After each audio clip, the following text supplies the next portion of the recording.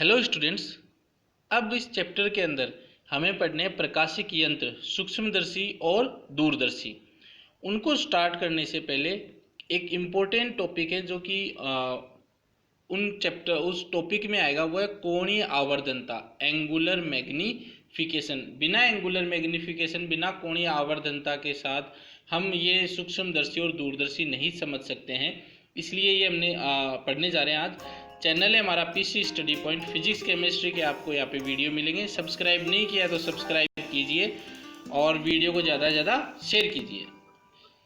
तो शुरू करते हैं कोणीय आवर्धनता, एंगुलर मैग्निफिकेशन। तो सबसे पहले इसमें हम आभासी आकार, अपेरेंट साइज क्या होता है।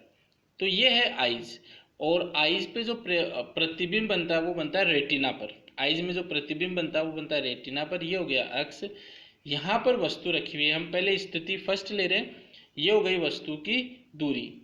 तो जो कोण, ये जो सीधी रेखा आ रही है, ये जो रेखा आ रही है, ये कहाँ पर कोण बनाएगी? यहाँ पर। प्रतिबिंब कहाँ पर बनाएगी? इस यहाँ पर बनाएगी। तो जो प्रतिबिंब बनेगा रेटिना पर, ये हो गया अल्फा कोण। तो जो प्रतिबिंब बनेगा रेटिना पर वो इतनी दूरी में प्रतिबिंब बनेगा। और वस्तु जो इस आंख पर, अपनी आंख पर कोण बना रही है, उसको हमने नाम दे दिया क्या? अल्फा। अल्फा नाम हमने दे दिया है। ये तो हो गई पहली स्थिति। अब दूसरी स्थिति लेते हैं। ये हमारी आंख हो गई, ये हमारी अक्ष हो गई, ये वस्तु हो गई। अब हमने वस्तु को आंख के पास में रखा है, तो वस्तु की दूरी u है।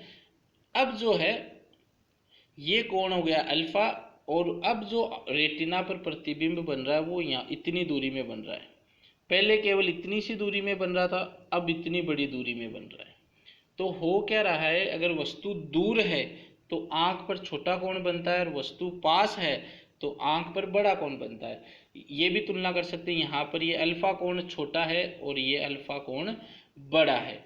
जे ठीक उसी तरीके से जैसे हम बस में जा रहे हैं और पहाड़ हम देखें, अगर हमारी बस पहाड़ से बहुत दूर है तो पहाड़ हमें छोटे दिखाई देते हैं, लेकिन जैसे जैसे हम पहाड़ के पास जाते हैं तो पहाड़ हमें बड़े दिखाई देते हैं। कारण क्या है कि जब वस्तु दूर होती है तब ये जो आंख पर कोण बनता है अल्फा, ये बहुत छोटा बनता है, और जब वस्तु पास होती है तब ये जो अल्फा कोण बनता है ये बड़ा बनता है। इस अल्फा कोण को दृष्टि का कोण या दर्शन कोण भी कहते हैं। तो जब वस्तु दूर है तो प्रतिबिंब देखिए कितना छोटा सा बन रहा है, और जब वस्तु पास आ गई तो प्रतिबिंब देखिए कितना बड़ा बन रहा है। तो ये जो वस्तु के आगे पीछे होने के कारण, दूर, आंख से दूर और पास होने के कारण वस्तु के आकार में हमें क्या दिखाई देता है? परिवर्तन दिखाई देता है। इसको आभासी आकार कहते हैं। वस्तु आंख पर जितना कोण बनाती है उसे दृष्टिकोण या दर्शन कोण कहते हैं, जो कि हमने अल्फा से यहाँ पे दिखा रखा है। वस्तु का आकार जो है इसी पर निर्भर करता है। अगर दर्शन कोण बड़ा होगा, दर्शन कोण का मान बड़ा होगा तो वस्तु बड़ी होगी। तो यहाँ पे देखिए अल्फा बड़ा है तो वस्तु का प्रतिबिंब भी बड़ा बन रहा है, और छोटा होगा तो यहाँ पर अल्फा क्या है? छोटा। तो वस्तु का प्रतिबिंब भी क्या बन रहा है? छोटा। तो छोटी दिखाई देती है। प्रकाशिक यंत्र जैसे कि सूक्ष्मदर्शी और दूरदर्शी है, इस दर्शन कोण को बढ़ाकर वस्तु का आभासी आकार बढ़ाया जा सकता है। तो ये तो है आभासी आकार के ऊपर। फिर आती है कोणीय आवर्धनता क्या होती है। तो सबसे पहले ये हमारी आंख है, ये एक्स हो गई, ये वस्तु रखी हुई है।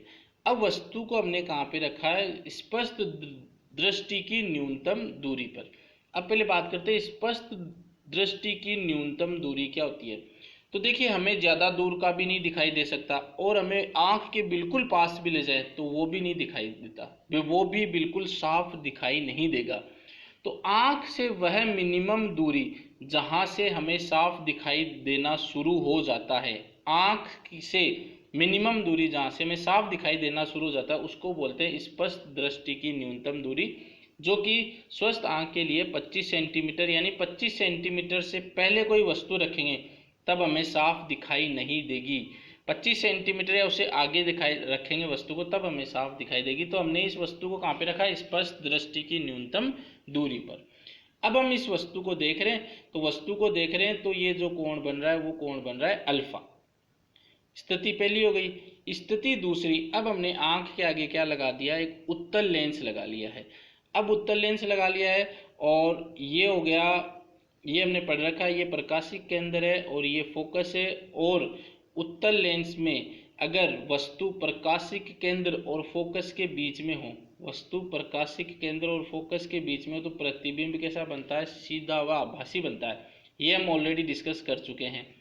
तो यहाँ पर हमने जो वस्तु रखी है वो प्रकाशिक केंद्र और फोकस के बीच में, प्रकाशिक केंद्र और फोकस के बीच में रखी है। तो ये तो सीधी जो ऑप्टिकल सेंटर से जो किरण जाती है वो तो बिना विचलित हुए चली जाती है, हमने पढ़ रखा है। और जो किरण मुख्य अक्ष के समांतर आती है वो जाती तो फोकस की तरफ है। अब ये दोनों किरणें जो हैं ये मिलेंगी नहीं, तो हमें इनको क्या करना पड़ेगा, पीछे बढ़ाना पड़ेगा। तो ये हमने इसको पीछे बढ़ा दिया, ये दूसरे को पीछे बढ़ा दिया, तो काट कहाँ पे रहे, यहाँ पे काट रहे, तो प्रतिबिंब कहाँ पर बनेगा, यहाँ पर बनेगा। यानी प्रतिबिंब जो है वो दर्पण की तरफ ही बने, सॉरी लेंस की तरफ ही बनेगा। कैसा बनेगा, सीधा और आभासी। अब ये प्रतिबिंब बन रहा है लेंस रखने के बाद में, तब ये कोण कितना बन रहा है, बीटा बन रहा है। तो एक कोण तो है हम जब खुली आंख से वस्तु को देख रहे हैं और वस्तु कहाँ पे रखी हुई है, स्पष्ट दृष्टि की न्यूनतम दूरी पर। एक जब वस्तु को कब हम देख रहे हैं, जब हमने सामने उत्तल लेंस रखा है, उत्तल लेंस रखा है तो वस्तु में कितनी बड़ी दिखाई देगी, इतनी बड़ी दिखाई देगी, वस्तु का प्रतिबिंब हमें बड़ा दिखाई देगा। तो जो कोणीय आवर्धन होता है उसका सूत्र हो जाता है प्रतिबिंब द्वारा आंख पर बना कोण, प्रतिबिंब द्वारा आंख पर बना कोण बट्टा स्पष्ट दृष्टि की न्यूनतम दूरी, स्पष्ट दृष्टि की न्यूनतम दूरी पर रखी वस्तु द्वारा आंख पर बना कोण। तो जब स्पष्ट दृष्टि की न्यूनतम दूरी पर रख रहे हैं तब कितना कोण बन रहा है, अल्फा।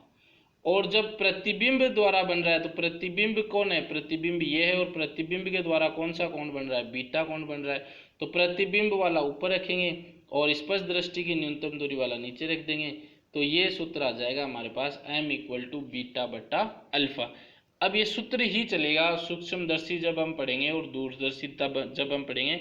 और दोनों इंपॉर्टेंट टॉपिक है, हर बार आते हैं सूक्ष्मदर्शी और दूरदर्शी, लेकिन उनके लिए कोणीय आवर्धनता हमें समझ में आनी चाहिए, नहीं तो चित्र बन जाएगा और पता भी नहीं चलेगा टॉपिक कब कंप्लीट हो जाएगा वो।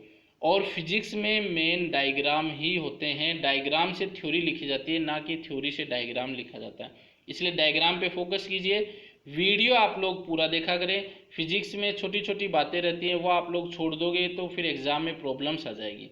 तो ये आज का हमारा वीडियो था, अच्छा लगा तो लाइक ज़रूर कीजिएगा और लक्ष्य लीजिए और उसको पूरा कीजिए। धन्यवाद।